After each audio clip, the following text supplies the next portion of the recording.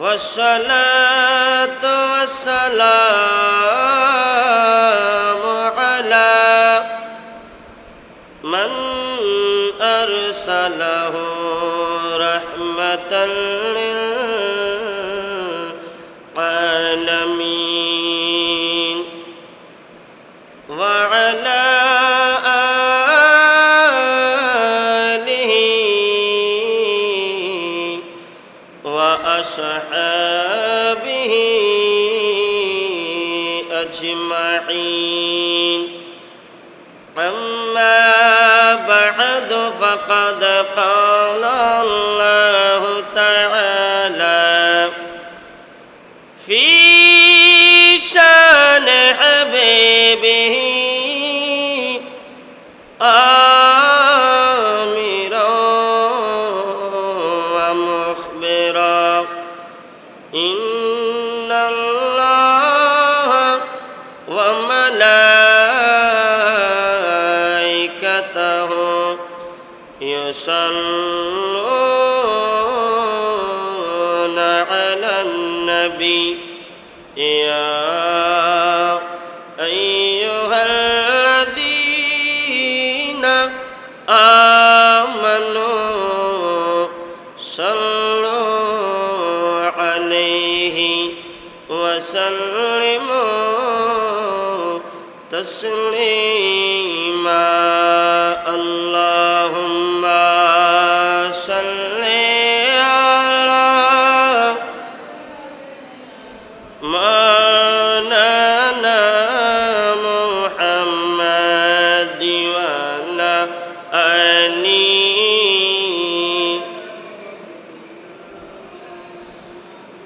और मोहब्बत रवाज़े अल्लाहुम्म सल्ली अला सय्यिदिना मौलाना मुहम्मद वअला आले सय्यिदिना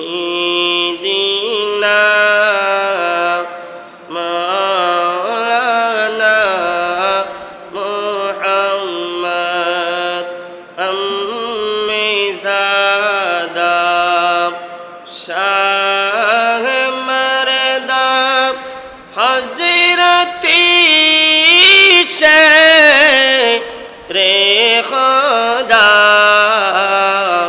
फ़ख़्री फ़र्ज़ंद बनी आदम सफ़ीउल्लाह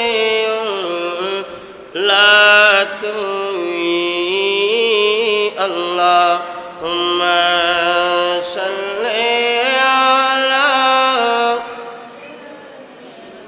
मौलाना मुहम्मद वअला आलिहि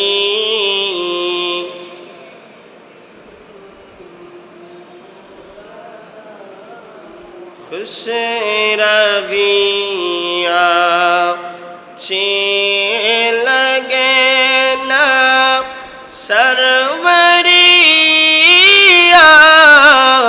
ची लगे हम फ़कीरों को मदीने की गलियां ची लगी। अल्लाहुम्मा सल्ली अला सय्यिदिना मौलाना मुहम्मद वअला आलिहि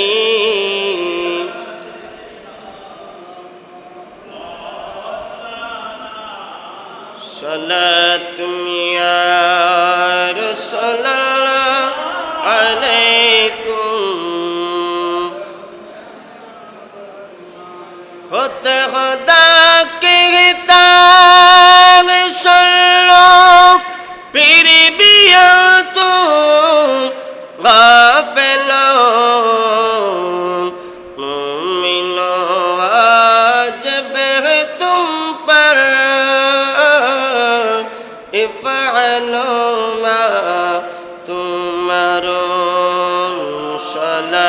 दुनिया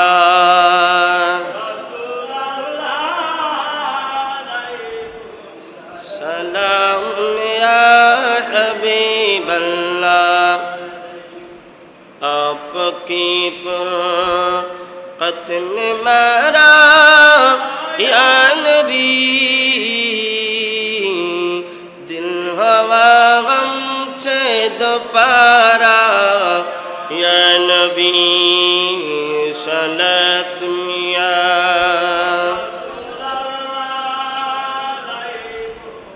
सलाम या हबीब अल्लाह अऊज़ु बिल्लाहि मिनश शैतानिर रजीम बिस्मिल्लाहिर रहमानिर रहीम इन्न सलाती व नुसुकी व महयाया व ममाती लिल्लाहि रब्बिल आलमीन सदक़ल्लाहुल मौलानाल अज़ीम व सदक़ रसूलुहुन नबियुल हबीबुल करीम व नहनु अला ज़ालिका लमिनश शाहिदीन वश्शाकिरीन वल्हम्दुलिल्लाहि रब्बिल आलमीन रब्बी सल्लि व सल्लिम व बारिक अलैहि ओ जाने वाले हाजी ओ जाने वाले हाजी जब जाव तुम मदीना दरबार मुस्तफा में मेरा सलाम कहना दरबार मुस्तफा में मेरा सलाम कहना ओ जाने वाले हाजी ओ जाने वाले हाजी जब जाओ तुम मदीना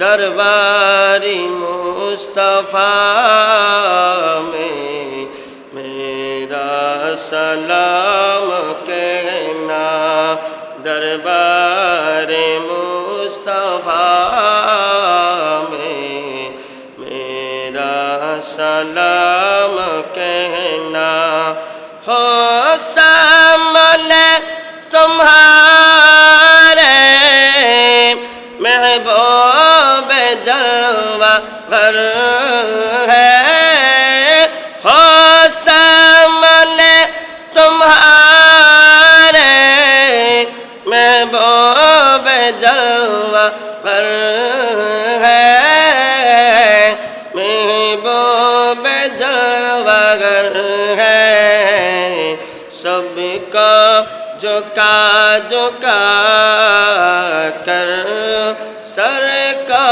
झुका झुका कर उनको सलाम कहना दरबार मुस्तफा में मेरा सलाम कहना दरबार मुस्तफा में मेरा सलाम कहना ये शहर मुस्तफा है बस अदब की जा है शहर मुस्तफा है बस अदब की जा है बस अदब की जा है आकी बिसा बिसा कर आकी बिसा बिसा कर बाबू सलाम कहना दरबार मुस्तफा में मेरा सलाम कहना दरबार मुस्तफा में मेरा सलाम कहना मौत हयात मेरे दोनों तरह लिए हैं मौत हयात मेरी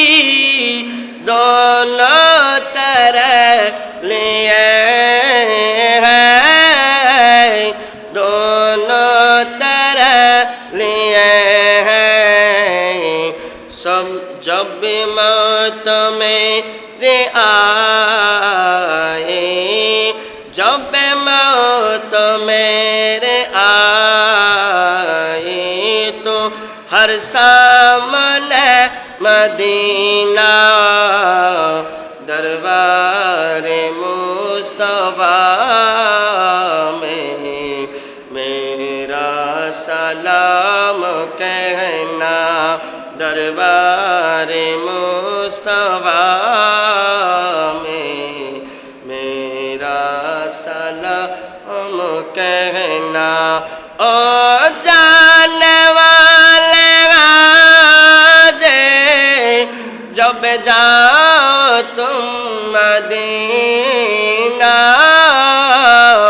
जब जाओ तुम मदीना दरबार मुस्तफा में कहना दरबार मुस्तफा में मेरा सलाम कहना उपस्थित सम्मानित मुसल्लियान किराम मुरब्बियान इज़ाम खुची कचा मासूम बच्चरा रहमनी व रहमकुमुल्लाह ताला अस्सलामु अलैकुम व रहमतुल्लाहि व बरकातुहू मोहन रब्बुल इज्जतेर दरबारे लाख कोटि शुक्रिया आदाय करছি যে রব্বুল আলামিন দয়া আর মেহেরবানি করে আমাদের প্রত্যেককে রাসূল পাক সাল্লাল্লাহু তাআলা আলাইহি ওয়াসাল্লামের প্রেম আর ভালোবাসাকে অন্তরে ধারণ করে মাহে যুলহজ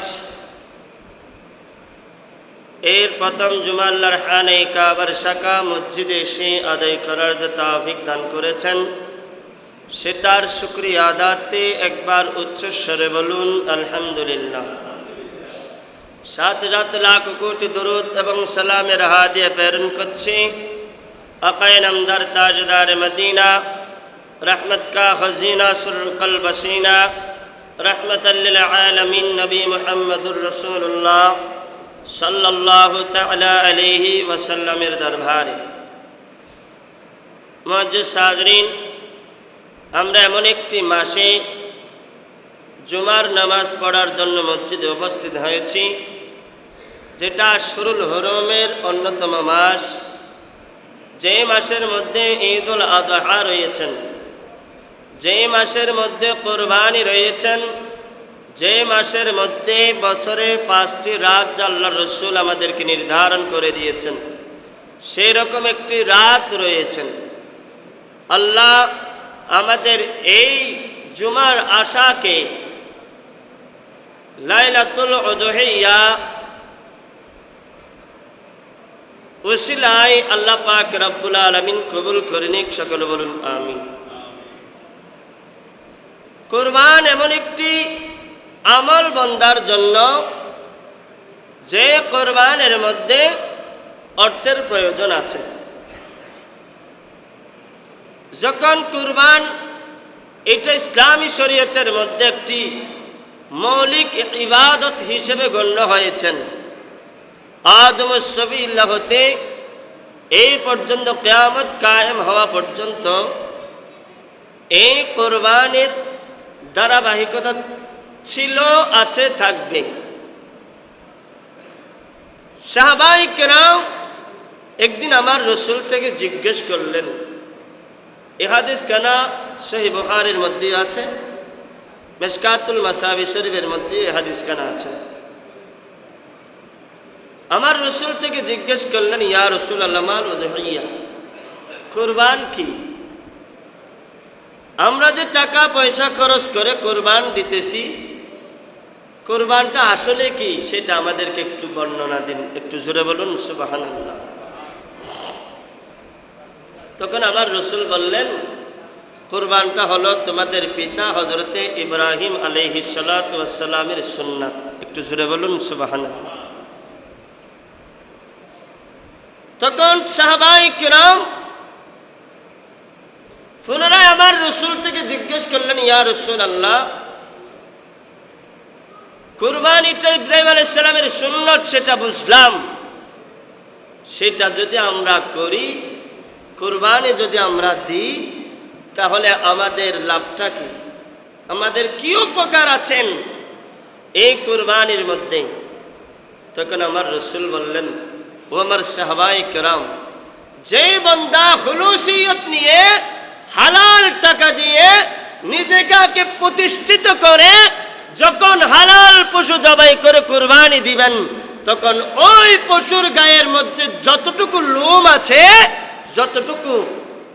আছে, ততটুকু সওয়াব তার আমলনামা আল্লাহ লিপিবদ্ধ করে দিবেন। একটু জোরে বলুন সুবহানাল্লাহ। তাহলে একটা পশুর মধ্যে যতটা লোম আছে ততটা সওয়াব আল্লাহ কুরবানিওয়ালার আমলনামায় লিপিবদ্ধ করে দিবেন। একটু জোরে বলুন সুবহানাল্লাহ। তাহলে কুরবানিটা ফজিলত অপরিসীম। একটা পশুর মধ্যে কতটা লোম আছে কিন্তু গণনা করে শেষ করা যাবে না। যতটা লোম আছেন ততটা সওয়াব তার আমলনামা আল্লাহ লিপিবদ্ধ করে দিবেন। আর অপর রিওয়ায়াতের মধ্যে আমার রাসূল বলে দিয়েছেন, যে বান্দা খুলুসিয়ত নিয়ে একনিষ্ঠতার সাথে যখন হালাল টাকা দিয়ে পশু ক্রয় করে অথবা নিজে পালন করে ওই পশু যখন কুরবানি দিবেন, জবাই করার সাথে সাথে রক্ত মাটিতে পড়ার আগে আল্লাহ সেই কুরবানিটা কবুল করে নেবেন। একটু জোরে বলুন সুবহানাল্লাহ। তাহলে কুরবানির অনেক অনেক ফজিলত রয়েছে। কোন ধরনের পশুটা আমি ক্রয় করলে কুরবানিটা হবে? আল্লাহ রাসূল সাল্লাল্লাহু তাআলা আলাইহি ওয়াসাল্লামকে আল্লাহ নির্দেশ দিয়েছেন, হে রাসূল আপনি বলে দিন, আপনি বলে দিন, ইন্না সালাতি ওয়া নুসুকি ওয়া মাহইয়ায়া ওয়া মামাতি লিল্লাহি রাব্বিল আলামিন। আমার আল্লাহ আমার রাসূলকে বলে দিলেন, হে পৃথিবীর মানুষের শিক্ষার জন্য দুনিয়ার বুকে তোমরা সর্বপ্রথম আল্লাহর জন্য নামাজ আদায় করো। ইন্না সালাতি, আমার রাসূল বললেন, আমার নামাজ, ওয়া নুসুকি, এবং আমার কুরবানি, লিল্লাহি রাব্বিল আলামিন, যিনি উভয় জগতের প্রতিপালক আল্লাহর জন্য উৎসর্গ। উচ্চ আওয়াজে বলুন সুবহানাল্লাহ। মানুষের নামাজ আর মানুষের কুরবানি কার জন্য? কথা বলেন না কেন? কার জন্য? আল্লাহর জন্য। যার পক্ষ থেকে কুরবানি হোক না কেন, এখানে একটা মাসআলা প্রত্যেকের জানা থাকা দরকার। সেটা হলো, অনেকেই ঘরের মধ্যে কয়েকজন সদস্য আছেন, তাদের পক্ষ থেকে কুরবানি দেয়, আর অনেকেই বলে আমরা একটা ভাগ 7 বরাত থেকে 1 বরাত আমার রসুলের নামে দিব। একটু জোরে বলুন সুবহানাল্লাহ। দেয় কি দেয় না? এরকম দেয় কি দেয় না? দেয়। আর যখন পশু জবাই করবেন, পশু জবাই করার সময় যার পক্ষ থেকে কোরবানিটা দেওয়া হয় তার নাম উচ্চারণ করতে পারবে না। আর আমার রসুলের নামেও যদি কোরবানি হয়, আমার রসুলের নামও জবাই করার সময় উচ্চারণ করতে পারবে না। এই মশলাটা সবার জানা থাকা দরকার। কারণ অনেকেই হুজুর যাইতে যাইতে যদি দেরি হয় নিজের গরু নিজে জবাই করে দেয়। এটা উত্তম। আমি সবাইকে বলি, যার পশু সে জবাই করাটা উত্তম, তবে নিয়ম কানুন জানতে হবে। নিয়ম কানুন জানতে হবে। কারণ যদি জবাই করার সময় এখনই আমি পশুর গলায় ছুরি চালাচ্ছি, তরবারি চালাচ্ছি, সেই সময় যদি কারো নাম উচ্চারণ হয়, সেই পশু আর খাইতে পারবে না, হারাম হয়ে যাবে। সেই পশু কি হয়ে যাবে? হারাম হয়ে যাবে। কারণ জবাইটা হবে শুধুমাত্র আল্লাহর নামে। সেই সময় বিসমিল্লাহি আল্লাহু আকবার বলে জবাই করতে হবে। কারো নাম, কারো বাবার নাম, রসুলের নামও সেখানে উচ্চারণ করতে পারবে না। কখন উচ্চারণ করব? হয়তো পশু জবাই করার আগে করবেন, না হয় পশু জবাই করার পরে করবেন। তাদের পক্ষ থেকে যে কোরবানি দিচ্ছেন সেটা আল্লাহর দরবারে দোয়া করবেন।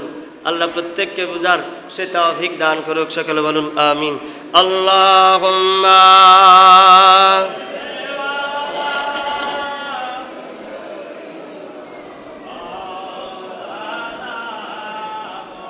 ওয়া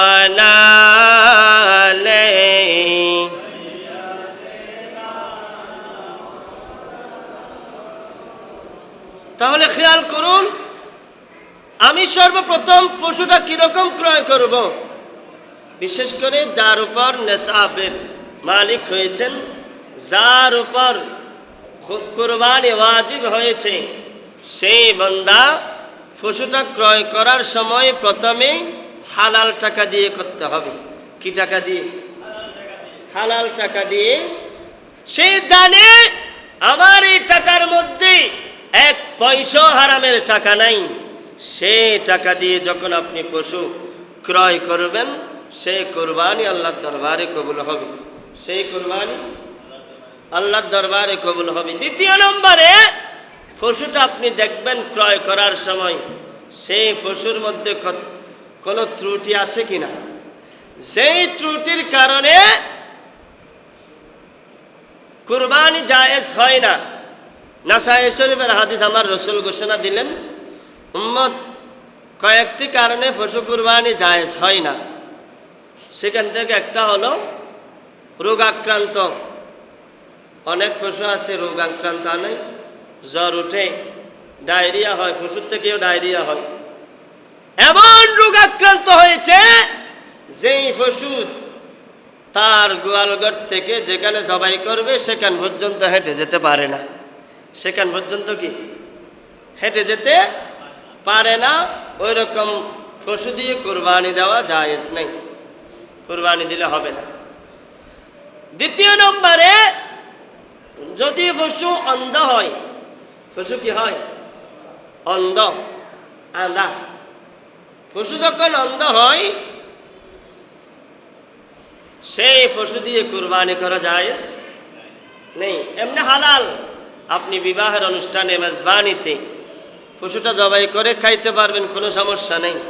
কিন্তু কুরবানির বিষয়টা আলাদা, কুরবানির বিষয়টা আলাদা।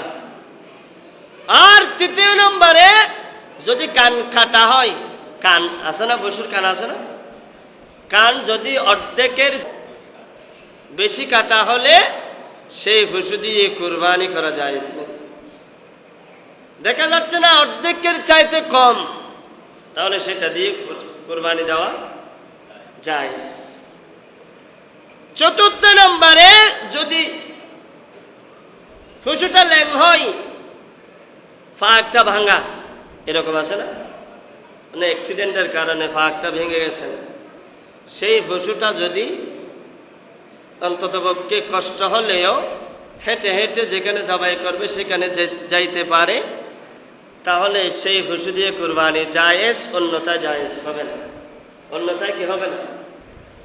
জায়েজ হবে না। পঞ্চম নম্বরে, পশু যদি শিং ভাঙা হয়, শিংটা গোড়ালি থেকে ভাঙতে হবে। যদি গোড়ালি থেকে ভাঙা হয়, সেই পশু দিয়ে কুরবানি দেওয়া জায়েজ নেই। আর যদি অর্ধেকে ভেঙে গেছেন, অর্ধেক, তাহলে সেটা দিয়ে কুরবানি করা জায়েজ আছে। সেটা দিয়ে কুরবানি করা কি আছে? এই ত্রুটিগুলোর থেকে যখন আপনি মুক্ত থাকবেন, অন্যথায় অন্য সবগুলো যদি পাওয়া যায়। এখানে আর একটা কথা, যখন পশু জন্মগতভাবে কান একটা ছোট আর একটা বড়, এটা দিয়ে জায়েজ হবে কিনা? এরকম আছে না? অনেক পশু আছে তো জন্মগতভাবে কান একটা ছোট আর একটা বড়, এরকম হলে সেই পশু দিয়ে কুরবানি করাতে কোনো অসুবিধা নেই, কুরবানি দিতে পারে। এই ত্রুটিগুলো ছাড়া অন্য সবগুলি পাওয়া গেলেও কুরবানি জায়েজ, তবে টাকাটা হালাল হতে হবে।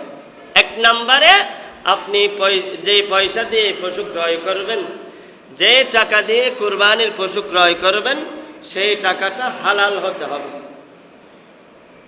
এরপরে দ্বিতীয় ধাপে আমাদের একটা অভ্যাস আছেন, আমরা বাকি যারা কুরবানি করি সবাই তার একটা পশু ক্রয় করতে পারে না। যার উপর শুধুমাত্র একজনের উপর কুরবানি ওয়াজিব হয়, সে এক বরাত করলে হবে। সে কয় বরাত?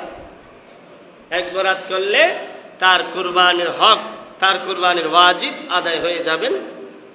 আর যারা ভাগে কুরবানি করেন, আমি তাদের প্রতি দৃষ্টি আকর্ষণ করছি, সেখানে যদি 5 জন 6 জন 7 জন বরাতে কুরবানি দেয়, তাদের মধ্যে যদি একজনের টাকাতেও হারাম থাকে, বাকি 6 জনের টাকা হালাল, একজনের টাকাতে কি আছে? হারাম আছে, তাহলে ওই 6 জনের কুরবানিও কবুল হবে না। ওই 6 জনের কুরবানিও কি হবে না? কবুল হবে না।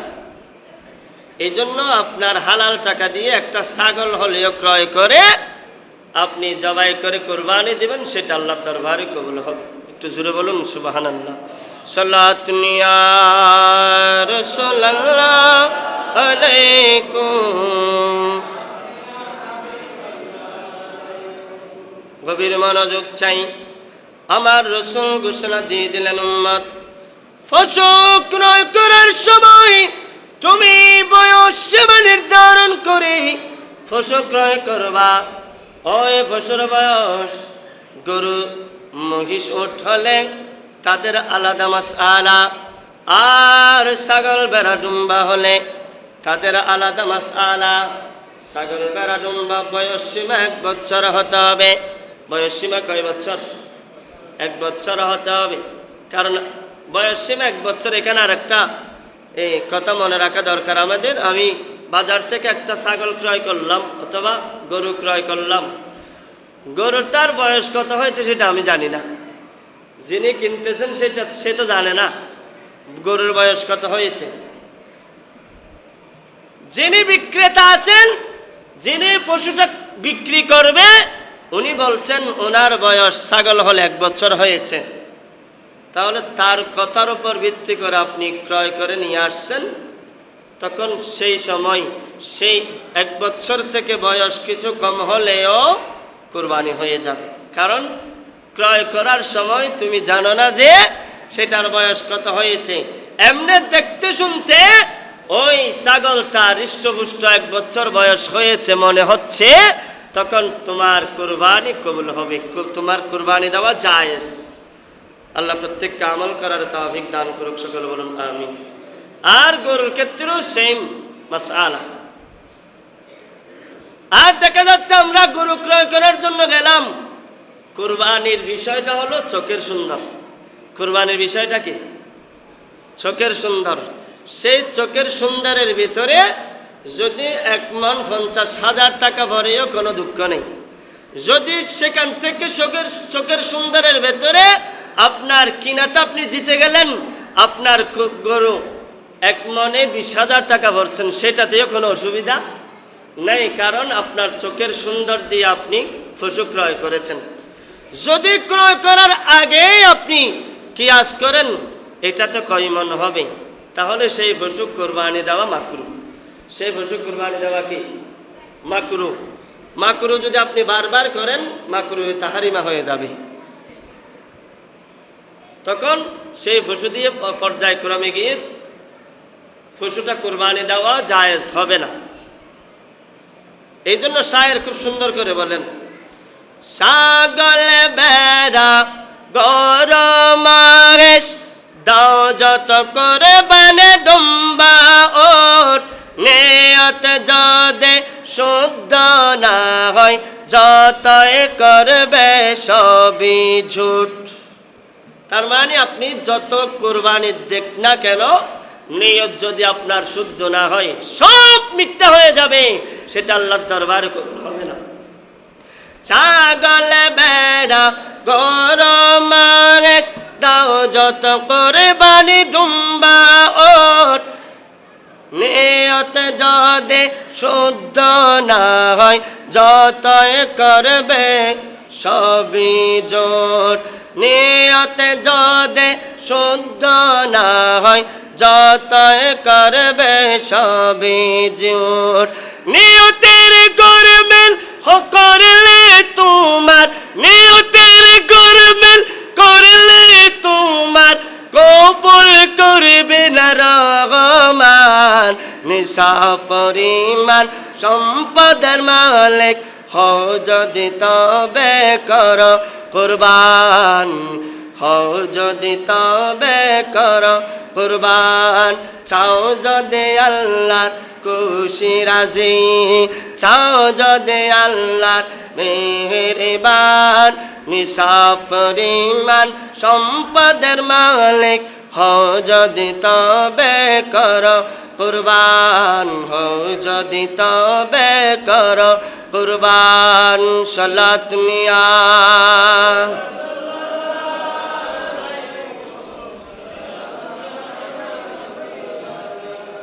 ইয়া রাসূলুল্লাহ উযুর হালানা, ইয়া হাবিবাল্লাহ ইসমা কালানা। সালাত মিয়া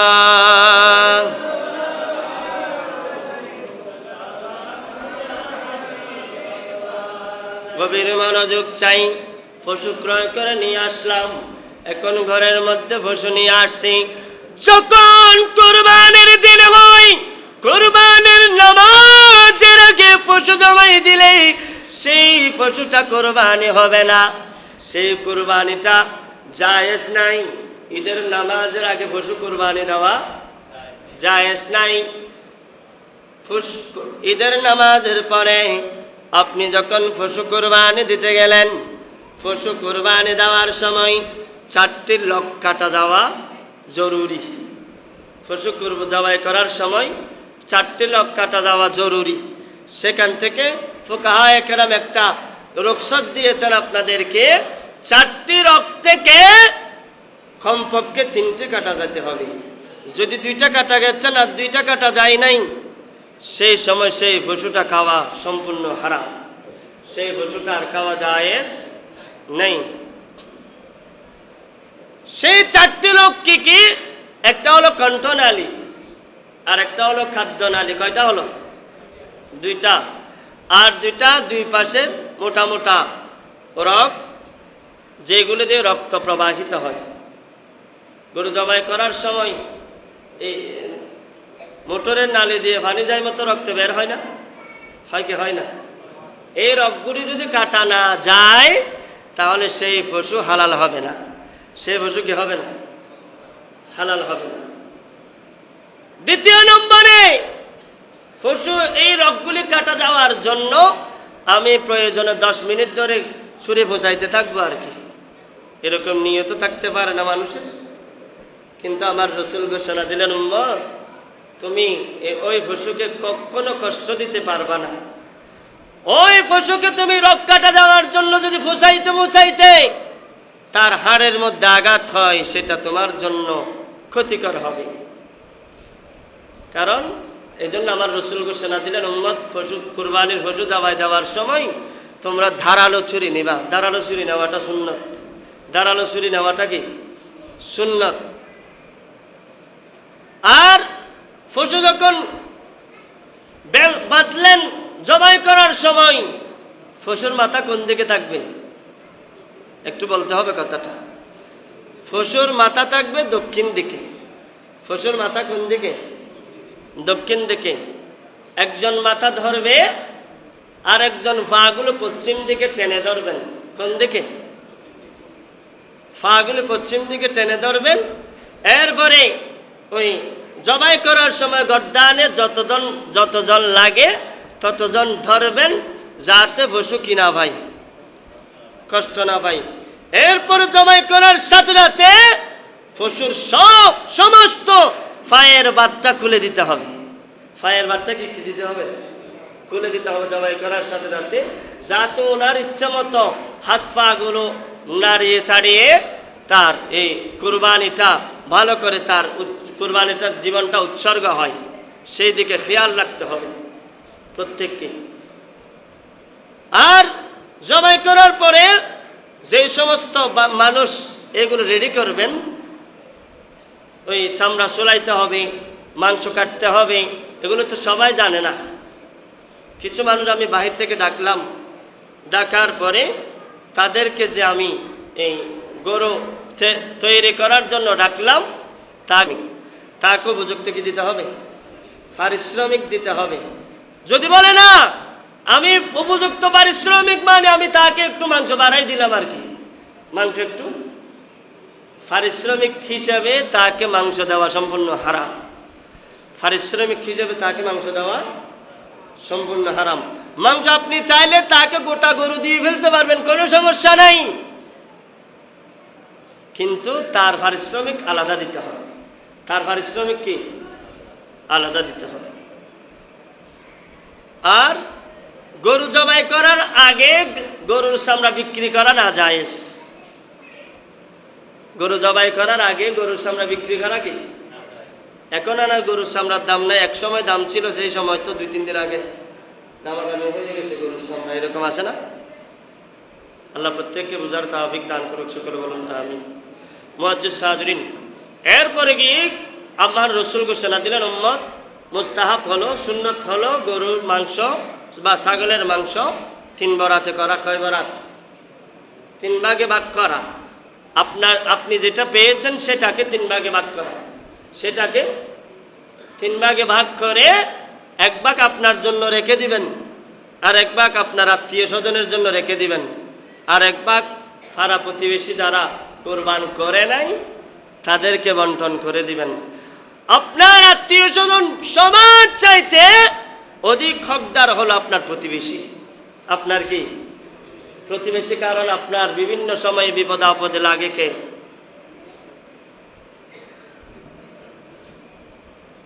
সেই পরিপ্রেক্ষিতে আপনার প্রতিবেশী যারা গত বছর কুরবানি দিয়েছেন, এই বছর দেওয়ার সামর্থ্য নেই, সেই মানুষদেরকে আগে দিবেন। অত্যন্ত গরিব মিসকিন যারা আছে তাদেরকে সবাই দিবে, কিন্তু যারা 1 বছর মাঝখানে করতে পারে না তাদেরকে তেমন কেউ দিতে চায় না।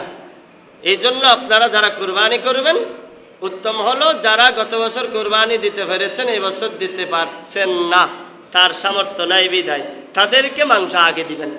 তাদেরকে মাংস আগে দিবেন, সবাইকে দিবেন ঠিক, কিন্তু তাদের কথা একটু মাথায় খেয়াল রাখবেন। আর মনে হচ্ছে যে আমি মাংস তো সারা বছর খাচ্ছি, আমি এই বছর কুরবানির মাংস আমার জন্য রাখবো না, আমি সবগুলো সদকা করে দেব, সেটা মুস্তাহাব। সেটা কি? সবার চাইতে উত্তম হলো 1 টুকরো মাংস বাড়িতে না রেখে সবগুলো সদকা করে দেওয়া। সবগুলো কি সদকা করে দেওয়া। আর দেখা যাচ্ছে না আমার মাংস খাইতে হবে, কোনো সমস্যা নেই, আমার এই 3 ভাগ করলে যে আমার এই আত্মীয় স্বজন বা আমার ছেলেমেলে নিয়ে ভালো করে খাইতে পারবো না, তাহলে 3 ভাগ না করে সবগুলো এক ডেকচিতে রেঁধে যাকে যতটুকু সম্ভব খাওয়াইবেন, বাদ বাকি আপনারা খাবেন, কোনো সমস্যা নেই। 3 ভাগ করাটা সুন্নত। যদি আপনি 3 ভাগ করতে না পারেন সুন্নতের সওয়াবটা পাবেন না, কিন্তু কুরবানি হয়ে যাবে। কুরবানি কি হয়ে যাবে। আল্লাহ প্রত্যেককে আমল করার সে তৌফিক দান করুক, সকলে বলুন আমিন। মুআজ্জিজ হাজরিন, এরপরে গিয়ে প্রত্যেক মসজিদ, এলাকাভিত্তিক মসজিদ আছে না, প্রত্যেক মসজিদ পরিচালনা কমিটির উচিত হলো আমরা যার যতটা মন চাই ততভাগ কুরবানি দিচ্ছি, যার যা খুশি চাই কুরবানি দিচ্ছি।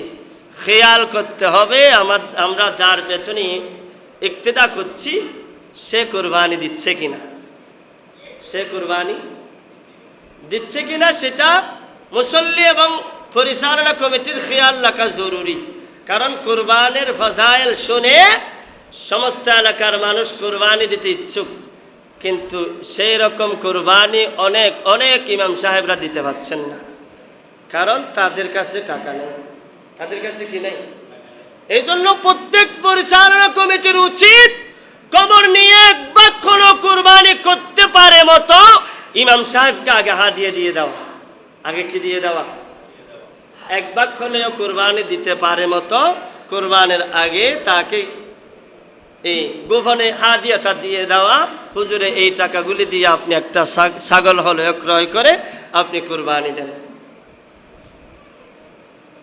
আর সেই কুরবানি যখন আপনি ভালো মতে দিবেন, সেই কুরবানি যখন আপনি উৎফুল্ল মন দিয়ে দিবেন, সেই কুরবানির বদৌলতে আমার রসুলের হাদিস মোতাবেক প্রতিটি লোমের বদৌলতে আপনার আমল নামায় আল্লাহ সওয়াবের নাহার জারি করে দিবেন। একটু জোরে বলুন সুবহানাল্লাহ। মুআজ্জিজ হাজরিন, প্রত্যেকে খেয়াল করবেন। আর দ্বিতীয় নম্বরে আরেকটা ঘোষণা, এই যখন কুরবানির দিন হয় গরু জবাই করার পর আপনারা যার যতটুকু সম্ভব ফাতিহাটা এক জায়গায় দেওয়ার জন্য চেষ্টা করবেন। যিনি ফাতিহা দেন তিনি এদিক সেদিক দৌড়তে দৌড়তে তার আর এই হাঁটতে হাঁটতে আর হাঁটতে মন চাই না, এরকম কষ্ট আপনারা দিবেন না। প্রয়োজনে ওই মাংসগুলি ফাতিহার জিনিসগুলি এই মসজিদে নিয়ে আসবেন, যাতে ইমাম সাহেব বলেন মুয়াজ্জিন বলেন যিনি ফাতিহা দেন আর কি, তার কষ্ট না হয়। আর যদি আপনার মন চাচ্ছে আমি একটু হুজুরকে নিয়ে ঘরের মধ্যে ফাতিহা দিলাম, তাহলে নিয়ে যাওয়ার জন্য আপনি তাকে উপযুক্ত কিছু হাদিয়া দিবেন। উপযুক্ত কি দিবেন? উইয়েন মনে নগঞ্জ হদমে বেটিয়া দিলা কি দিন হয়নি। আচ্ছা, এটা যদি অনেকেই এনে বেতনদারি চুরি করলে 50,000 টাকা বেতন দণ্ড করব করিব না? এই বেতনদার তো কতগুণ জোন ধরে গুণে মানে ভান খরচ হইতো না, এই গুণ দিয়ে হদমা টিয়া দিলা কি দিন না, ইয়ান হলো দিন নহবেন। কারণ টিয়ার গোলামি নগর আলেমল, আলেমল আল্লাহর ঘরের খেদমত করতে, আলেমলে কি করতে আল্লাহর ঘরের খেদমত করে দিয়ান হলো দিন অনেকে নহবেন। প্রত্যেকে যার যতটুকু সম্ভব মসজিদে লইয়া বেললে চেষ্টা করিবেন, আর যা বললি এবার উপযুক্ত হাদিয়া দিবেন। প্রত্যেকের আমল করিবার তৌফিক দান করুক, আমিন।